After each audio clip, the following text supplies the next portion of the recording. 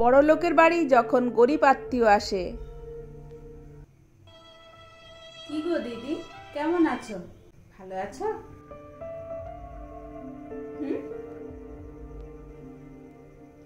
কি রে তুই হঠাৎ, কি মনে করে? হ্যাঁ দিদি, আমি এই পাশে একটু তোমাদের এই পাশে ডাক্তার দেখাতে এসেছিলাম, তো অনেকটা লেট হয়ে গেছে আর অনেকটা রাত হয়ে গেছে, তো ভাবলাম তোমার এখানে আসিয়া অনেক দিন ধরে ভাবছিলাম, আসবো আসবো করছিলাম, তো আশাই আর হয়ে ওঠেনি। তো এই সুযোগে বললাম যাই দিদির বাড়ি থেকে একটু ঘুরে আসি। ও, তার রাতে থাকবি নাকি? হ্যাঁ গো দিদি, আজ রাতটুকু তোমাদের এখানে থাকবো। বাড়ি তো এখান থেকে আমাদের অনেকটা দূর, তোমার বাড়িটা পাশে, সেজন্য ভাবলাম আজকে রাতটা তোমাদের বাড়িতেই থাকবো। ও, তা রাতে ডিনার টিনার সব সেরে এসেছিস নাকি এখানেই খাবি?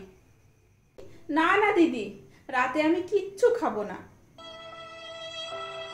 তো আমরা বাড়ির সবাই এখন ডিনার করব, তো তুই বসে থাকবি?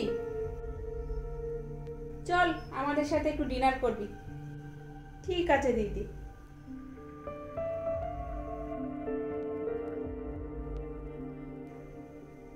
দিদি, আমি না আসছি।